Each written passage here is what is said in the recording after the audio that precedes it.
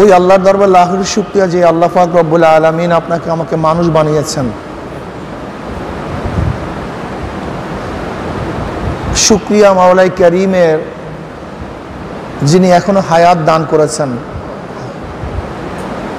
শুকরিয়া মাওলাই কারীমের যে মাওলাই কারীম আপনাকে আমাকে চক্ষু, নাক, কান, হাড়, লাংস দান করেছেন।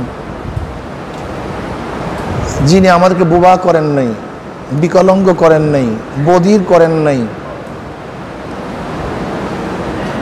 যে মাওলাই কারীম আপনাকে আমাকে জ্ঞান দান করছেন। হাজারো মানুষ অ্যাবনর্মাল, জ্ঞান নেই, কিন্তু আল্লাহ আপনাকে আমাকে জ্ঞান দান করছেন। এরপরে হাজারো মানুষ আছে যাদের কাছে আল্লাহর পরিচয় নেই, খালেককে চিনে না, খালেকের সাথে সম্পর্ক রাখে না, মালিকের সাথে সম্পর্ক নাই, বরং মালিকের দুশ্মন। মালিকও তাদেরকে দুশ্মন হিসেবে স্বীকৃতি দিয়ে দিচ্ছে। ইন্নী আদুব্বি আদুব্বাকুম, ওরা আমারও দুশ্মন, তোমাদের দুশ্মন। যে মাওলাই কারীম আপনাকে আমাকে ঈমান দান করছেন, ইসলামের উপর রাখছেন, তার পরিচয় লাভ করার তৌফিক দান করছেন, অথচ আমি দেখি পাশাপাশি হাজারো মানুষের মধ্যে এই নিয়ামতগুলি নাই। আছে অনেকের চক্ষু নাই, কান নাই, বোবা, বিকলাঙ্গ, মেধা নেই, ইসলামের অনুশাসনের মধ্যে নাই, মাওলাকে চেনে না, পরিচয় নাই। পাশাপাশি আমি দেখছি বহুত মানুষের মধ্যে এই নিয়ামতগুলি নেই, কিন্তু আল্লাহ পাক আমাকে এই নিয়ামতগুলি দান করছেন। বলেন তো কেমন শুকরিয়া আদায় করা দরকার? সবাই বলে আলহামদুলিল্লাহ। উমর ইবনে খাত্তাব রাদিয়াল্লাহু তাআলা আনহু একদিন এক ব্যক্তির পাশের থেকে রওনা করছেন। দেখেন ব্যক্তি কুষ্ঠরোগী, সমস্ত শরীরের মধ্যে রোগ, আবার অন্ধ, বোবাও বটে, বধিরও। উমর ইবনে খাত্তাব রাদিয়াল্লাহু বললেন, এই ব্যক্তির কোন নেয়ামত আছে? অনেকে বললেন, আমিরুল মুমিনিন কি নেয়ামত? তো এক তো কুষ্ঠরোগী, আবার অন্ধ, বোবা, বধির, এর আবার কিসের নেয়ামত? তিনি বললেন, সে কি প্রস্রাব করতে পারে না? হ্যাঁ, প্রস্রাব তো করতে পারে। এই যে প্রস্রাব করতে পারে, তুমি এই নেয়ামত কি মনে করছো? এ তো অনেক বড় বড় নেয়ামত। হ্যাঁ, ওই ব্যক্তির কাছে এটা নেয়ামত হবে যেই ব্যক্তির প্রস্রাব বন্ধ হয়ে গেছে। কথা শুনতে পারতেছেন না?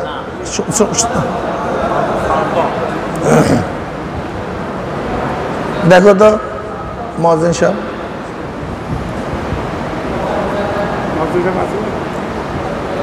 এখন শুনতেছে? কই মুয়াজ্জিন কই? হ্যাঁ, সাউন্ড মুয়াজ্জিন কোথায়?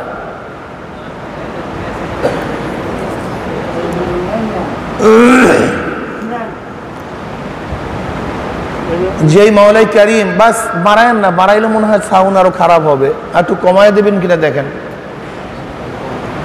হালকা একটু কমায় দেন।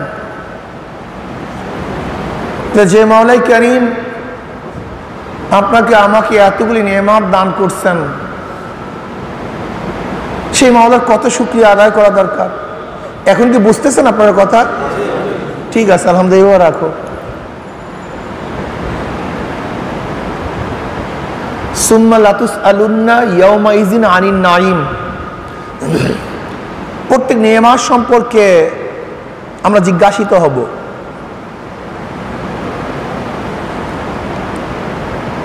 আবু বকর রাদিয়াল্লাহু তাআলা আনহু প্রচন্ড গরমের মধ্যে ক্ষুধার তাড়নায় ঘরের থেকে বের হয়ে মসজিদের মধ্যে ঢুকছেন।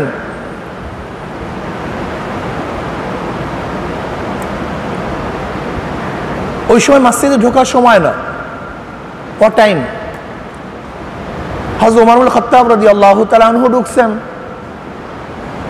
ওমর ইবনে খাত্তাব রাদিয়াল্লাহু তাআলা আনহু আবু বকর রাদিয়াল্লাহু তাআলা আনহুকে প্রশ্ন করেছেন, ভাই আবু বকর, এই টাইমে আপনি কেন আসছেন মসজিদে? বললেন ক্ষুধার তাড়নায় সহ্য করতে পারছি না, অনেক বেশি ক্ষুধার্ত, ঘরে থাকতে পারছি না, এর জন্য মসজিদে চলে আসছে। বলে তুমি আসছো কেন? বলে একই কারণ, একই কারণ, ক্ষুধার তাড়নায় ঘরে থাকতে পারতেছি না, এর জন্য চলে আসছে। কিছুক্ষণ পরে জনাব মুহাম্মদ রাসূলুল্লাহ সাল্লাল্লাহু আলাইহি ওয়াসাল্লাম তিনিও আসছেন। দেখেন আবু বকর ওমর একই জায়গায়। নবী আলাইহিস সালাতু ওয়াস সালাম প্রশ্ন করছেন এই টাইমে তোমরা আসছো কেন? বলেন ইয়া নবী আল্লাহ সহ্য করতে পারছি না, ক্ষুধার তাড়নায় চলে আসছে। বলে আমি তো একই কারণে চলে আসছি, আমিও তো ক্ষুধার্ত।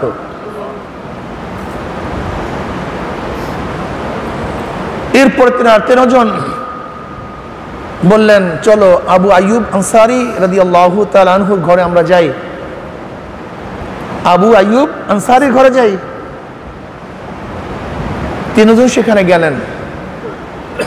আবু আইয়ুব আনসারী রাদিয়াল্লাহু তাআলা আনহু ঘরে ছিলেন না,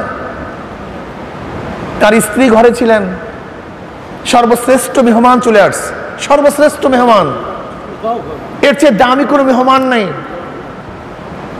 গোটা নবীদের সর্দার, গোটা নবীদের পরে যার প্রথম স্থান এবং গোটা নবীদের পরে মর্যাদার দিক থেকে যিনি দ্বিতীয় স্থান অধিকার করেছেন, এই 3 জন ব্যক্তি একই বাসায় একই ঘরে, বহুত বড় নিয়ামত। নবী আলাইহিস সালাতু ওয়াস সালাম তার স্ত্রীর কাছে প্রশ্ন করেছেন আবু আইয়ুব কোথায়? তো সে বাহিরে গেছে, এখনই চলে আসবে। কিছুক্ষণ পরে তিনি চলে আসছেন। নবী আলাইহিস সালাতু ওয়াস সালাম সহ মেহমানকে দেখে অনেক আনন্দিত, অনেক খুশি। বাস কাঁচা এবং পাকা এক খাজুরের বহুত বড় ছড়া তাদের সামনে নিয়ে আসছে। ইয়া নবী আল্লাহ খেতে থাকেন, কিন্তু পাকাগুলি নিয়ে আসতেও না কেন, শুধু পাকা এবং কাঁচা সহ নিয়ে আসছো? বলে ইয়া নবী আল্লাহ যেইটা পছন্দ হয়, আসলে খাজুরের কখনো পাকাটা ভালো লাগে, কখনো কাঁচাটা ভালো লাগে, যেইটা ভালো মনে হয় আপনি সেটাই খেতে থাকেন। আবু আইয়ুব আনসারী রাদিয়াল্লাহু তাআলা আনহু তাদের সামনে খাজুর রেখে একটা বকরি জবাই দিয়ে ফেলেছে, বকরি জবাই দিচ্ছে। কিছু গোশ সাথে সাথে ভুনা করছে আর কিছু পাক করতেছে। ওইদিকে তার স্ত্রী রুটি পাকাইছে। জনাব মুহাম্মদ রাসূলুল্লাহ সাল্লাল্লাহু আলাইহি ওয়াসাল্লামের কাছে রুটি এবং গোশ নিয়ে আসছে।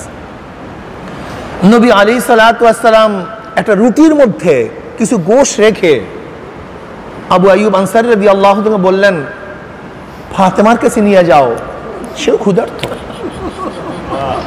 সেও ক্ষুধার্ত, তার কাছে নিয়ে যাও।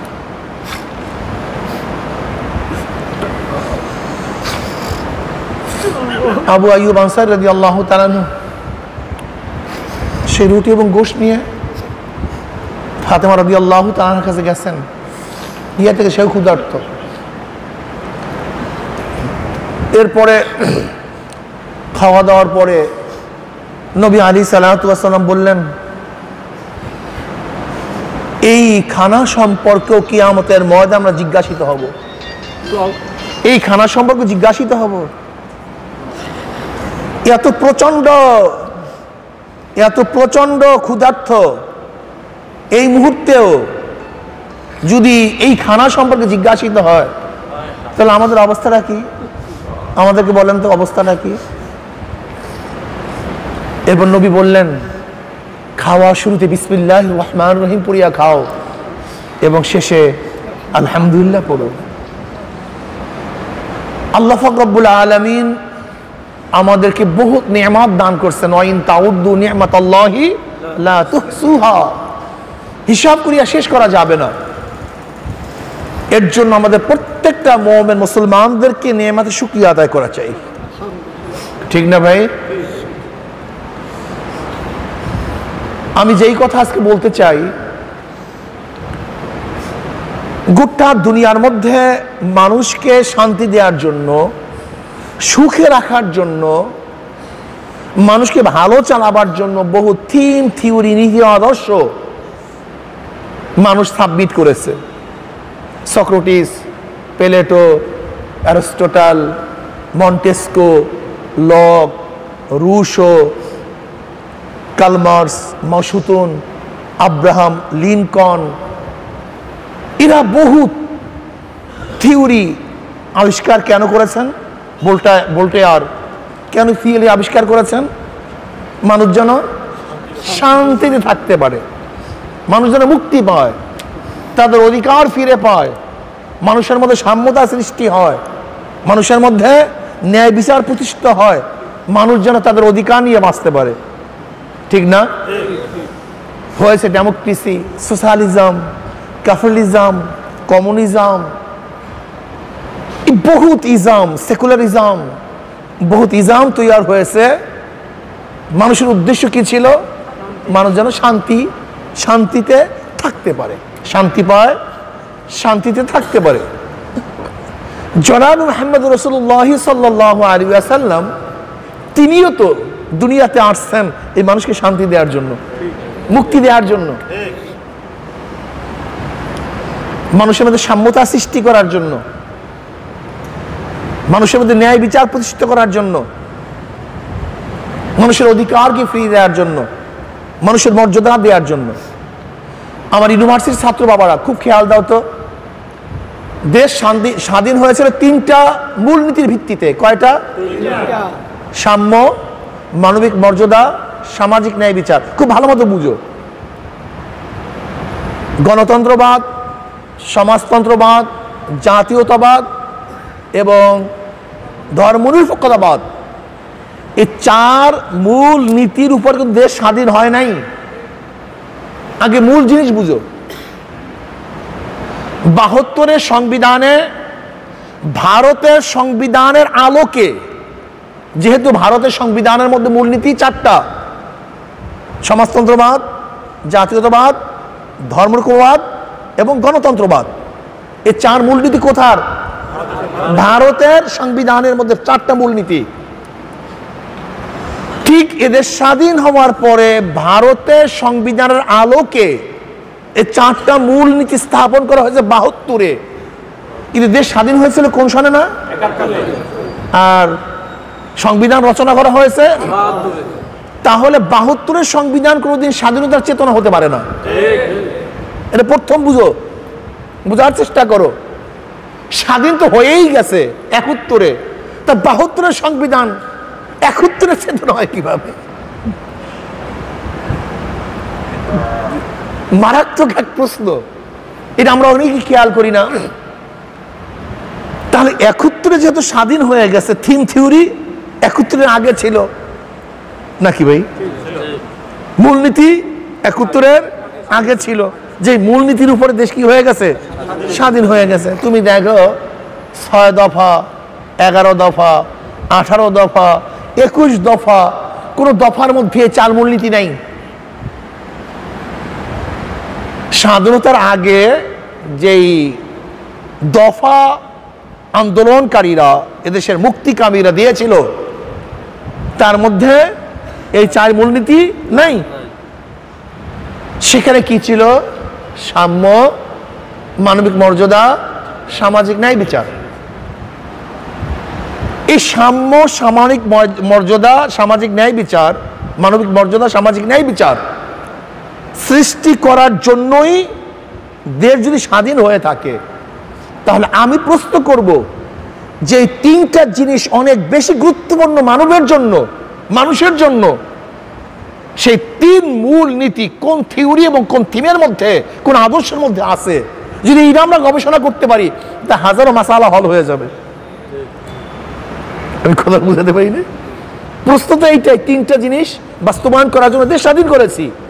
এখন আমি দেখবো Socrates, Plato, Aristotle, Montesquieu, Locke, Voltaire, Karl Marx, Mao Tse tung, Abraham, political science যাদের নাম ঘুরে ফিরে আসে, এরাই তো সেকুলারিজম, কমিউনিজম, ক্যাপিটালিজম, ডেমোক্রেসি। যদি এই থিম থিওরিগুলি বাস্তবায়ন হয়, তাহলে আমরা কি দেখব? যে মানুষের সাম্যতা পায় কি পায় না, মানবিক মর্যাদা পায় কি পায় না, এবং সামাজিক ন্যায় বিচার পায় কি পায় না। আর ইসলাম বাস্তবায়ন হলে এই তিনটা জিনিস বাস্তবায়ন হয় কি হয় না। শুধু এতটুকু যদি দেখতে পারি, তাহলে কিন্তু আমাদেরকে বিভ্রান্ত করতে পারবে না। দেখো, সাম্যতা, সবাই সমান, কমন ইজম যাকে বলা হয়, খুব ভালো, যেটা কার্ল মার্কস এবং মাওসুদুনের থিওরি ছিল, সবাই সমান, ভেদাভেদ থাকবে কেন? দারুণ আকর্ষণীয় এক স্লোগান, যে স্লোগানের ভিত্তিতে এদেশের কুলি মজদুর, গোটা দুনিয়া কুলি মজদুররা স্লোগান দিয়েছে, দুনিয়ার মজদুর এক হও, আমরা কি সবাই সমান। হ্যাঁ, বাস ওরা চিন্তা করছে প্রেসিডেন্ট এবং প্রজা, ধনী এবং গরিব, শিক্ষিত এবং মূর্খ, জ্ঞান এবং নন জ্ঞান সবাই সমান হয়ে যাবে। এর চেয়ে ভালো কোনো স্লোগান হতে পারে না। কার্ল মার্কস, মাওসুদ, লেনিনের নেতৃত্বে হাজার হাজার লক্ষ লক্ষ মানুষকে খুন করে সেখানে কমিউনিজম বিপ্লব হয়ে গেল। লেকিন সেখানে কি সাম্যতা আছে? আজকেও বাংলাদেশে সাম্যতা আছে? রাশিয়ার প্রেসিডেন্ট যেখানে থাকে সেখানে প্রজা কি একই জায়গায় থাকে? রাশিয়ার প্রেসিডেন্ট যেই খানা খায় সেখানে প্রজারা কি একই খানা খায়? চীনের প্রেসিডেন্ট যেই খানা খায় সেখানে প্রজারা কি একই খানা খায়? চীনের প্রেসিডেন্ট যেখানে যে চলাফেরা করে তাহলে প্রজারা কি একই চলাফেরা করে? তার সাম্যতা আছে মুখে, বাস্তবতায়? অথচ আমার নবী, এইমাত্র ঘটনা শোনাইলাম, এইমাত্র নবী আলাইহিস সালাতু ওয়াস সালাম যেই খানা খেতেন তার অনুসারীরা একই খানা খেতেন। নবী আলাইহিস সালাতু ওয়াস সালাম যে বস্ত্র পরিধান করতেন তার অনুসারীরা একই বস্ত্র পরিধান করতেন। আমার নবী আলাইহিস সালাতু যেই জায়গায় শুইতেন তার অনুসারীরা একই জায়গায় শুইতেন। আমার নবী যেই কাজ করতেন তার অনুসারীরা একই কাজ করতেন। বুঝাতে পারি নাই? তার মানে বস্ত্র, অন্ন, চিকিৎসা, বাসস্থান সব দিক থেকে আমার নবী এবং তার অনুসারীরা সমান ছিল। দলিল, আমার নবী আলাইহিস সালাতু ওয়াস সালাম যারা চিনত না, বাহির থেকে আসতো, তার পার্থক্য করতে পারতো না কে নবী আর কে তার উম্মত, সব সমান। নবী আলাইহিস সালাতু ওয়াস সালামের ঘর ছিল এবং তার অনুসারীদের ঘর ছিল সমান, বরং তার অনুসারীদের ঘর অনেক অনেক ভালো ছিল। যদি বাহিরে বৃষ্টি পড়তো 4 ঘন্টা, আমার নবীর ঘরের মধ্যে বৃষ্টি পড়তো 5 ঘন্টা, কারণ খাজুরের পাতার ঘর ছিল। দেখেন ইসলাম কি সাম্যতা শিক্ষা দিয়েছে। আজকে মসজিদে ঢুকছি, এখানে কে বড় লোক, কে ছোট লোক, কে ধনী, কে গরিব, কে শিক্ষিত, কে মূর্খ, কে উস্তাদ এবং কে শাগরেদ, কোনো পার্থক্য আছে? এর নাম সাম্য। শুধু কি তাই? গোলাম সামনে, গোলাম সামনে, মালিক পিছনে, বাদশা পিছনে, তার প্রজা সামনে। যদি সেজদার সময় বাদশার মাথা ওই প্রজার পায়ের সাথে লাগে, তাহলে কি বাদশা এই কথা বলতে পারবে তুই পিছনে আস আমি সামনে যাব? সমান, সমান। এখানে মসজিদে ঢুকছি সব আল্লাহর গোলাম। এখানে কে বাদশা কে প্রজা দেখার বিষয় নয়, সবাই আল্লাহর গোলাম। সাম্যতা। আমি কি দেখেছি খন্দকের ময়দানে, নবী আলাইহিস সালাতু ওয়াস কাজ করতেছিলেন, তার অনুসারীরাও একই সাথে কাজ করতেছিলেন। সাহাবারা বললেন, ইয়া নবী আল্লাহ, ক্ষুধার্ত, ক্ষুধা, এই যে পেটে পাথর বাঁধছি, দেখেন প্রত্যেকের পেটের মধ্যে এক একটা পাথর।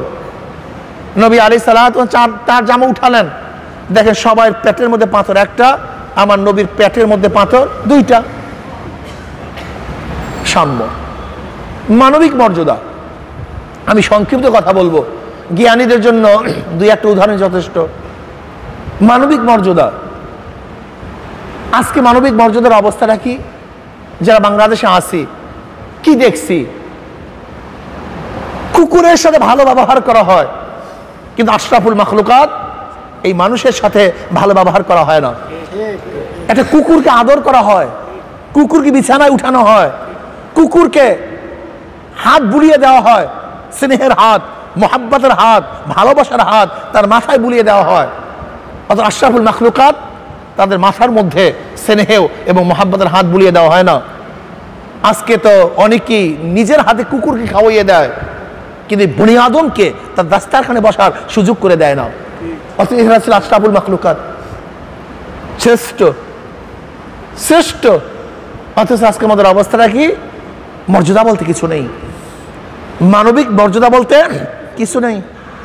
আজকে কি দেখতেছি আমরা? মানুষের মধ্যে এত ভেদাভেদ যা চিন্তাও করা যায় না।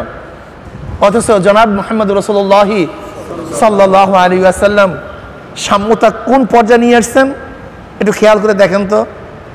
বেলালে হাফসির মতো গোলাম, নিজেও গোলাম, বাবাও গোলাম, দাদাও গোলাম, 1 টাকার মালিক না, কালো কুচ্ছিত, 1 পয়সারও মালিক না। ওই জমানায় গোলামদের কোনো অধিকার ছিল না, ইজ্জত ছিল না, সম্মান ছিল না, পশুর চেয়ে খারাপ ব্যবহার করা হইতো। কিন্তু ইসলাম আসার পরে বেলাল হাফসি রাদিয়াল্লাহু তাআলা আনহুর মর্যাদা কোন পর্যায়ে পুষছে? নবী আলাইহিস সালাতু ওয়াস সালাম বললেন, কিয়ামতের ময়দানে সমস্ত মানুষ উঠবে হাঁটিয়া হাঁটিয়া, আর বেলাল হাফসি তার মর্যাদার কারণে কিয়ামতের ময়দানে উঠবে উটের পিঠে চড়িয়া। মানবিক মর্যাদার অবস্থা দেখছেন আপনি কোথায় নিয়ে পৌঁছাইছে? জনাব মুহাম্মদ রাসূলুল্লাহ সাল্লাল্লাহু আলাইহি ওয়াসাল্লাম মেরাজের রজনীতে পায়ের আওয়াজ পাইতেছিলেন। জিব্রাইলকে বললেন, ভাই জিব্রাইল, কার পায়ের আওয়াজ? কি বললেন? বলে বেলাল হাফসির পায়ের আওয়াজ। বেলাল হাফসি হাঁটে জমিনের মধ্যে, কিন্তু তার পায়ের আওয়াজ আরশের মধ্যে। মানবিক মর্যাদা আপনি চিন্তা করতে পারছেন? সামাজিক ন্যায় বিচার, আজকে সামাজিক ন্যায় বিচারের অবস্থা আমরা কি দেখছি, কি দেখতেছি? দল করেন, হাজারো খুন করেন, মাপ পেয়ে যাবেন।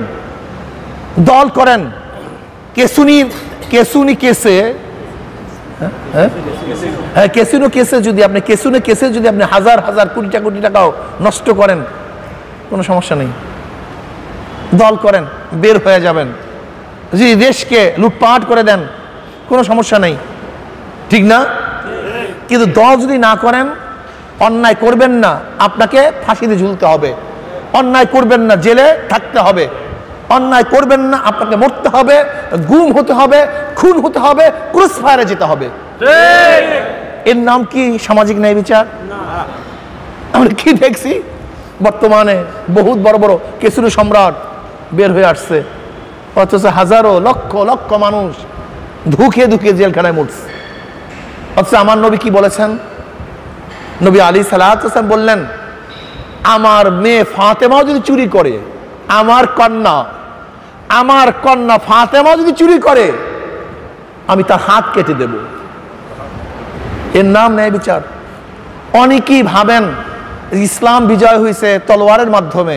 আসলে না, ইসলাম বিজয় হয়েছে গোটা দুনিয়ার মধ্যে ইনসাফের মাধ্যমে। কিসের মাধ্যমে? ইনসাফ। আমি যে কথাগুলো বলছিলাম, আমার জ্ঞানী বাবারা ধরে নেন, ঈমান ইসলাম পরের কথা, আল্লাহ আছে কি নাই, ইসলাম আছে কি নাই, সব পরের কথা। ধরে নেন যদি দুনিয়াতে কেউ শান্তি চান, মুক্তি চান, শান্তিতে থাকতে চান, তাহলে এই আদর্শের প্রয়োজন আছে কি নেই? কি কথা বলেন না কেন? এই আদর্শ আর কার মধ্যে আপনি দেখবেন আমাকে বলেন তো? আজকে মহিলা অধিকার, নারী অধিকার নিয়ে চিল্লাফাল্লা করতেছে। এই নারীদের অবস্থা কি ছিল আপনি জানেন? গোটা দুনিয়ার মধ্যে প্রথম নারীদের অধিকার কে প্রতিষ্ঠিত করেছে আপনি জানেন? আপনাদের খবরই নেই। দাহিয়াতুল কলবি রাদিয়াল্লাহু তাআলা একার হাতে তার ঔরসজাত 70টা কন্যা সন্তান জাতা দাপন করছে। আল্লাহ আমাদের সবাইকে মাফ করে দেব।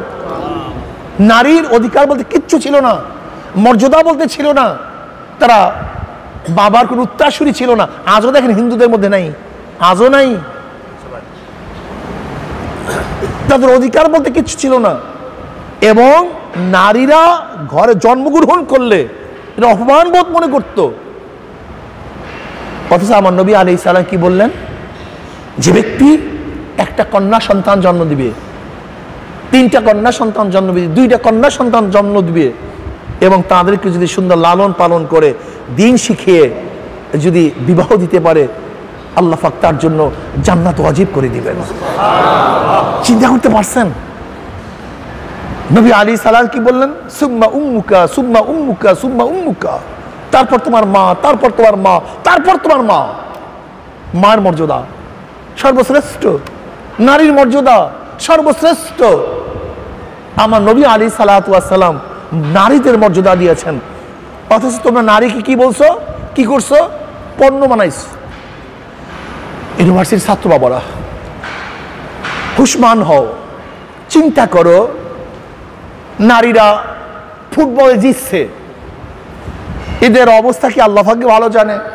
এদের চারিত্রিক অবস্থা, অমুক অবস্থা সম্পর্কে আমরা আলোচনা করছি না, এটা তারা ভালো বুঝবে। আমরা চাই তাদের জান মাল আদর্শ চরিত্র যেন হেফাজত থাকে এবং আমাদের চরিত্র যেন তাদের দ্বারা নষ্ট না হয়, এটা আমরা চাই। তাদের দ্বারা যেন আমাদের চরিত্র নষ্ট না হয় এবং তাদের চরিত্র যেন হেফাজতে থাকে, সুন্দর থাকে, বেশ ভালো কথা। কিন্তু ফুটবল জিতার পরে কার্টুনগুলি দেখছো, যে কার্টুনগুলি ছাপা হয়েছে, কি আলামত, কিসের আলামত? সেখানে কার্টুন দেওয়া হয়েছে একজন দাড়িওয়ালা টুপিওয়ালা বুড়া মানুষ সামনে হাঁটতেছে, আর পিছন থেকে এক মহিলা ফুটবলার তার পাঁচার মধ্যে ফুটবল মারতেছে। তুমি চিন্তা করতে পারছো? তুমি চিন্তা করতে পারছো 92% মুসলমানদের দেশ, 92% মুসলমানদের দেশে আজকে ইসলামকে, আজকে টুপিকে, দাড়িকে, সুন্নতি জামাকে, মুসলমানদেরকে, নবীর আদর্শবাহী লোকদেরকে এইভাবে আহ্বান করবে বাংলাদেশের বুকে, এটা তো সহ্য করার কথা ছিল না। কিন্তু সহ্য কেন করতে পারছি? এদেশের মানুষ অধিকাংশই মুমিন না, ঈমানওয়ালা না, অধিকাংশের মধ্যে ঈমান নাই, ঈমানের কমতি, ঈমানের ঘাটতি। এই কারণে আর একটা কার্টুন দিছে, আর একটা কার্টুন দেখছেন মনে হয়, এক ব্যক্তি সেজদার অবস্থা আছে আর এক মহিলা পতাকা নিয়ে মাথার থেকে পাড়া দিতে দিতে উপরের দিকে উঠতেছে, তার মাথার থেকে পাড়া দিতে দিতে বর্তমান সেজদার অবস্থায়। এক মহিলা ফুটবল জিতার পরই এই কার্টুন ছাপা হচ্ছে। প্রথম আলো পত্রিকায় কি ছাপা হচ্ছে? মহিলারা চুল আশ্রাইতেছে আর সেখান থেকে মৌলবাদীরা এই চুলের আশ্রয় নিতে পড়ে যেতেছে। 92% মুসলমানদের দেশ, তুমি চিন্তা করতে পারছো? ফুটবল জিতবে না জিতবে, ধর্মের সাথে কি, ওলামায়ে কেরামের সাথে কি? ও ওলামায়ে কেরাম তোমাদেরকে কুত্তা হওয়ার জন্য নিষেধ করতেছে, শুয়ার হওয়ার থেকে বিরত রাখতেছে। ওলামায়ে কেরাম ছাড়া তো সব কুত্তা, শিয়া এবং শুয়ার হয়ে যাইতো। তোমরা লিফটকে দাঁড় করতা, বিবাহ বন্ধন থাকতো না, বাবাকে পরিচয় থাকতো না, যেখানে সেখানে তোমরা আত্মহত্যা করতা, ধর্ষণের মধ্যে লিপ্ত থাকতা। এর থেকে ওলামায়ে কেরাম তোমাদেরকে বাঁচাইছে, এই তো এর জন্য ক্ষিপ্ত হয়েছ। আব্বাসান রহমতুল্লাহ আলাইহি চমৎকার একটা ঘটনা বলছেন। একদিন আগে তো লঞ্চে আব্বাজান সবসময় কেবিনে যাইতেন আসতেন, তো বারিন্দায় বসে অনেক পোলাপানে গল্প করতো, কোনো সময় ভিড় থাকতো। তাই কেবিনের পাশেই ইউনিভার্সিটি কিছু পোলাপান উঠছে,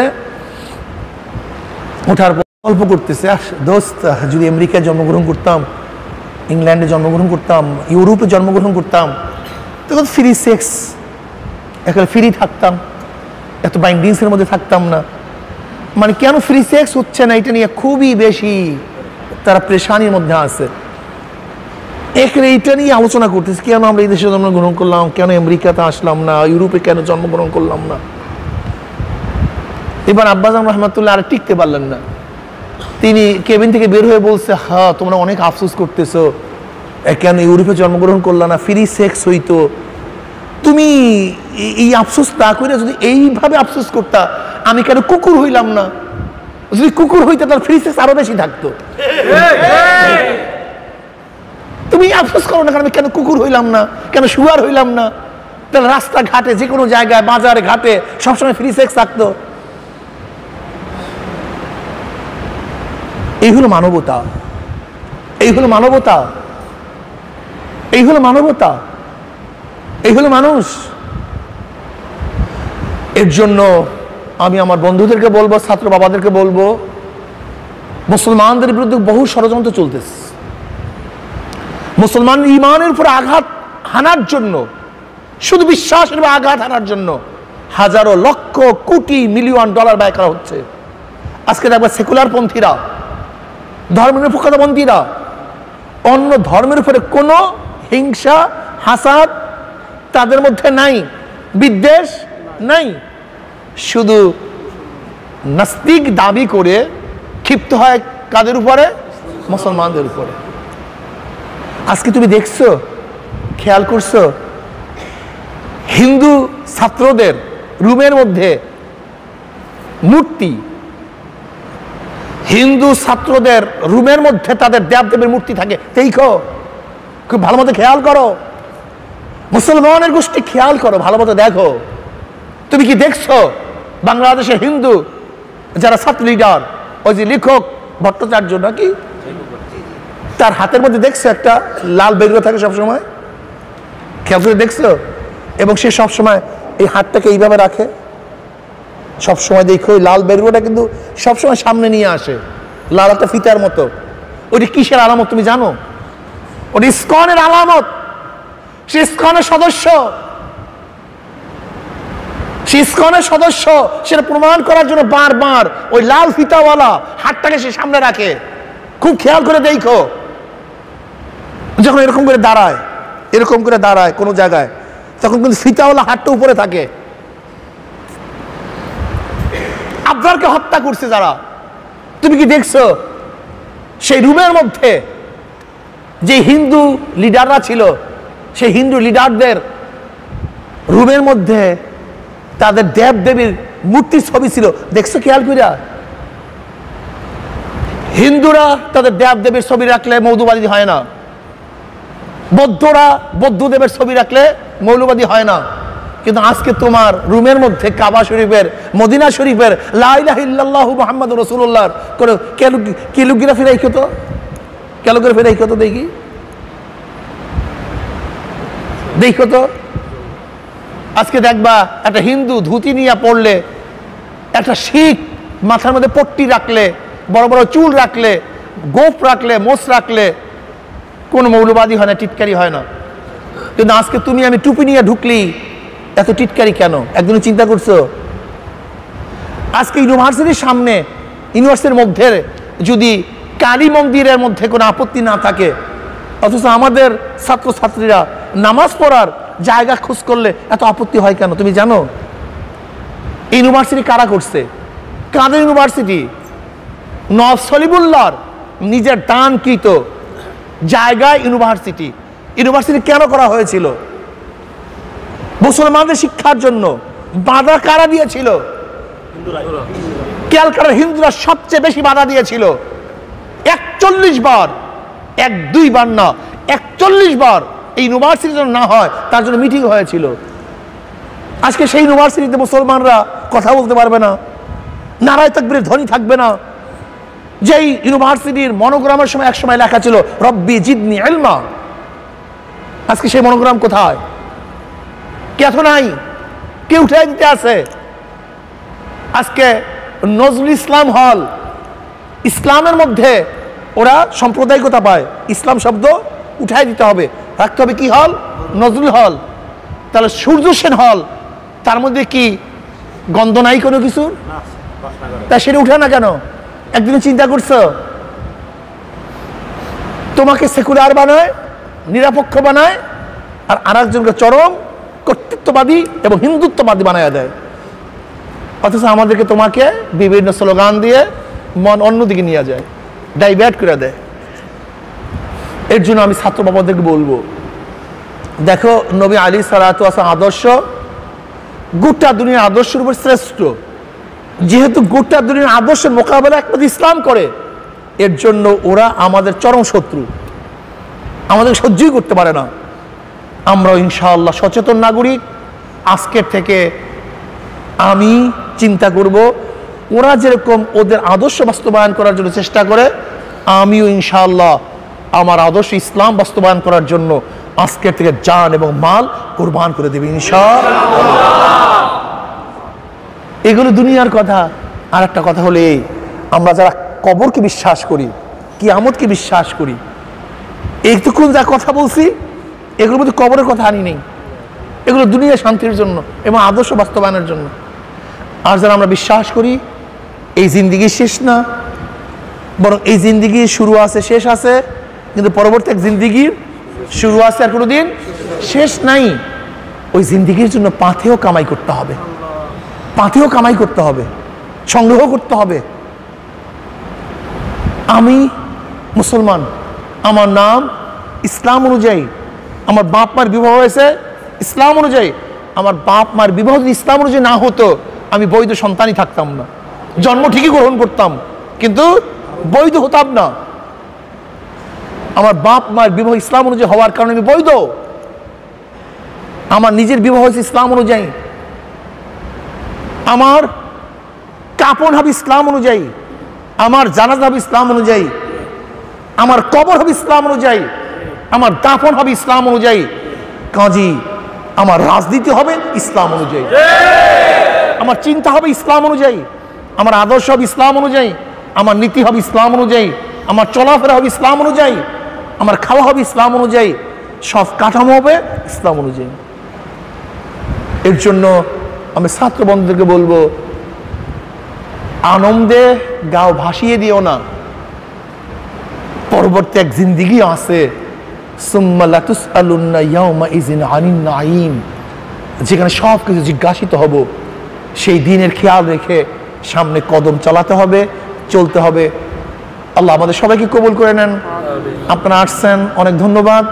এখান থেকে একেবারেই কাছে, মাঝে মাঝে সুযোগ পেলে এখানে চলে আসবেন। আবারও দাওয়াত রেখে আজকে এখানে আলোচনা শেষ করলাম। আল্লাহুম্মা আমিন। রব্বানা যালামনা আনফুসানা ওয়া ইল্লাম তাগফির লানা ওয়া তারহামনা লানাকুনান্না মিনাল খাসিরিন। রব্বানা আতিনা ফিদ দুনিয়া হাসানাতাও ওয়া ফিল আখিরাতি হাসানাতাও ওয়া কিনা আযাবান নার। আল্লাহুম্মা আহফাজনা মিন কুল্লি বালাইদ দুনিয়া ওয়া আযাবিল আখিরাহ। আল্লাহ আমাদের গুনাহ খাতা মাফ করে দেন, গুনাহ থেকে বাঁচিয়ে থাকার তৌফিক দিয়ে দেন। ইয়া আল্লাহ, যতদিন জিন্দা রাখেন ইসলামকে জিন্দা রাখিয়েন, যখন শেষ ডাক দিবেন ঈমানের সাথে ডাক দিয়েন। আল্লাহ, যত মুমিন মুমিনাত মুজাহিদরা কবরে শুয়ে সবার কবরের আযাবকে মাফ করে দেন। খাস করে আমাদের শায়খ ও মুর্শিদের কবরকে জান্নাতের বাগিচা বানায় দেন। রব্বিরহামহুমা কামা রাব্বায়ানি সগীরা। মাওলা হে, আজকে এই ছাত্র কাফিলাকে আপনি কবুল করে নেন। আল্লাহ দ্বীনের উপরে থাকার তৌফিক দিয়ে দেন। সুবহান রাব্বিকা রাব্বিল ইজ্জাতি আম্মা ইয়াসিফুন ওয়া সালামুন আলাল মুরসালিন আলহামদুলিল্লাহি রাব্বিল আলামিন। আসসালামু আলাইকুম ওয়া রাহমাতুল্লাহি ওয়া বারাকাতুহু। আমি ছাত্রদের সাথে দেখা করব।